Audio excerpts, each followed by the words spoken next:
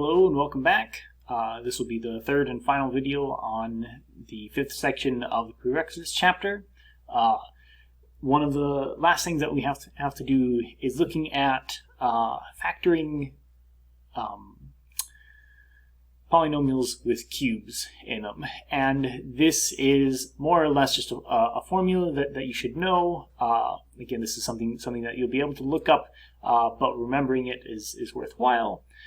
If you take a cubed plus b cubed, we can factor this into what follows. How might you go about remembering this? We've got an a plus b times a squared minus ab plus b squared. There's a couple of ways to remember where the pluses and minuses go, because these are exactly the same except for the pluses and minuses. What you should notice is that the first two signs that you see are always the same in both the top and the bottom.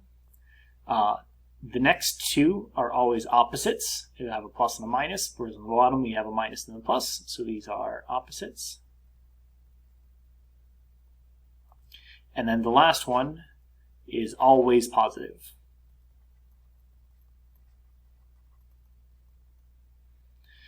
So the acronym that the book uses that I haven't heard before, but I think is quite useful, is SOAP. The same signs, then opposite signs, and then always positive for that last one. So let's use these.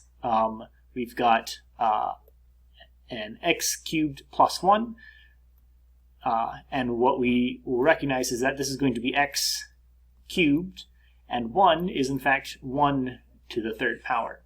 So when I factor this, I've got a cube plus a cube, so I'll write down, so we'll have x and 1, and then we'll have x times x, 1 times x, and 1 times 1. And then the signs are the only thing that we have left to do, so using SOAP, we have the same one, then the opposite, and then always positive.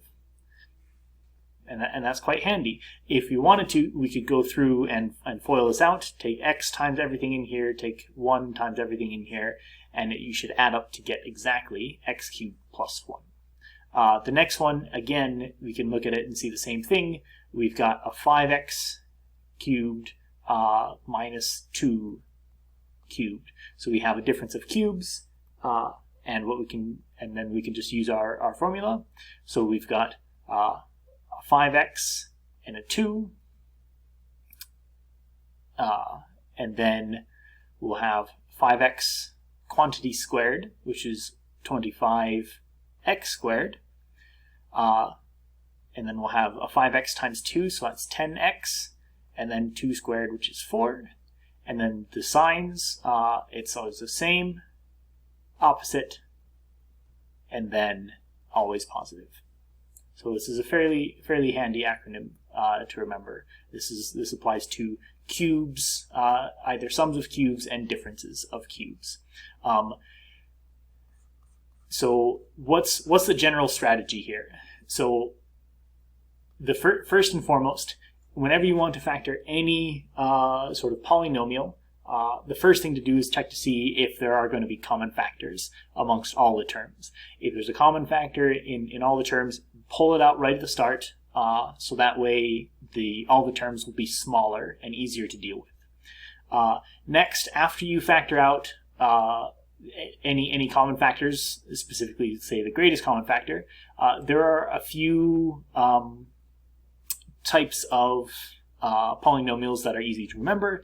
So again, if you have a difference of squares, we can factor this into a plus b and b plus a. Or sorry, that was horribly incorrect. A minus b. These should be conjugates to one another. And then we've got a cubed plus b cubed. This is the formula that we just saw. So it will be the same, opposite, and then always positive. And again, difference of cubes, same, opposite, always positive. Notice that the sum of cubes isn't on here because the sum of cubes is not going to be factorizable very often, and there's no general formula. So this is not one of the ones that we'll see here. So this is if we have two terms, a difference of squares, or the sum or difference of cubes. If there are three terms, there's a little bit more. If we have a squared plus 2ab plus b squared, this is one of the times where we just have a plus b quantity squared. Again, when you FOIL this out, we'll have an a squared term, a b squared term, and we'll have two of the same term in the middle, which is why we have the 2 there. Likewise, if we have a minus sign there, this is just going to be a minus b quantity squared. In general, we could have something that looks a little bit like this. There are more general formulas. But again, this was trial and error. We knew that this was going to be something like something times x plus something times something times x plus something, knowing that when we do the first terms, we should get a. When we do the last terms, we should get c. And the combination of the inner and outer terms will give us b. So again, you use some trial and error and some intuition to come up with that. When there are when there are 4 or more terms, the easiest thing to do will just be to group the terms and start pulling out factors. How you group the terms is more or less up to you. Sometimes there will be easier ways, sometimes there will be harder ways. And then the final thing to do is, after you think you factor something, you should go back through and check, are the factors that you found, do these need to be factored? Sometimes there can be more than one factoring steps. So you do have to check, is everything completely factored? So let's go through an example. So here, the first thing that we'll notice is that there is an x in each one of these terms. So I can pull out some common factors. So what factors are common to each one? Well, I can only pull one x out of the last one. So I might as well just pull an x out of each of these terms. But I'm not done, because this isn't the greatest thing as in the largest thing that I can pull out of each one. I can pull out a 3 out of the first one as far as the number is concerned. I can pull a 3 out of the second one, and 3 also goes into 75. And this will be the greatest common factor that I can find. No more x's can go into the last one, no bigger numbers can go into the first one. So after I do this, after I pull a 3x out of the first one, I'll have x squared left over. After I pull a 3x out of the second one, I'll have minus 10 and 1x left over. And then the last one, 3 goes into 75 25 times, and I've removed the x, so there's no more x's remaining. So here we've got 3 terms. I've factored everything out that I can. This happens to look like I've got a term squared at the front, I've got a term squared at the back. This looks like the second one here, a squared minus 2ab plus b squared. So what I'll write here, 3x, I've got an x squared is my first term, so x will be a. 25 is my last term, so 5 will be b. And we'll subtract 2 times a is x times b is 5. Everything matches up. So this is going to be x minus 5 squared.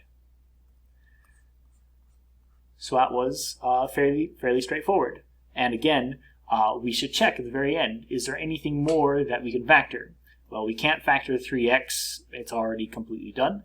And x minus 5, again, we can't do anything more there, and we're just squaring that. So one way to write this would be x minus 5 times x minus 5, but I can just write it as a squared right there. One more, as far as factoring a polynomial is concerned, when we look at this, you see that there are no common factors amongst these. Why? Well, for instance, this last one doesn't have any variables in it. No x's, no a's, This first one has no numbers in it, so there's nothing that I can pull out of 100 that I can also pull out of x squared. So the best thing I can do now is start grouping these guys, and there, again, are multiple ways of doing this. My first instinct is this is the only term with an a in it, so I'm going to put that at the very end, and we'll deal with that in a little bit. The rest of this,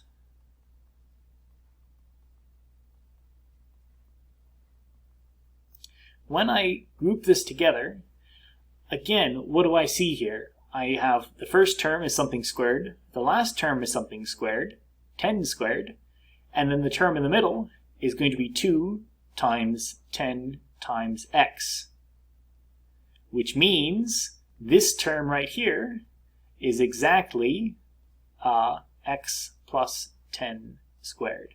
Again, this is just using the formula that we had a little bit ago. We had something squared and something squared, and then what's in the middle is 2 times the things that are squared. So x squared plus 20x plus 100. 100 is 10 squared, x squared is x squared, and we've got the thing in the middle. And now I've got minus 36a squared at the end. And we're looking good. I can't factor this first term anymore, but I still have 2 terms now. And what I have is a difference of squares. The first term is something squared. The last term, 36a squared, that's the same thing as 6 times a quantity squared. So let me just write that down. Minus 6a squared.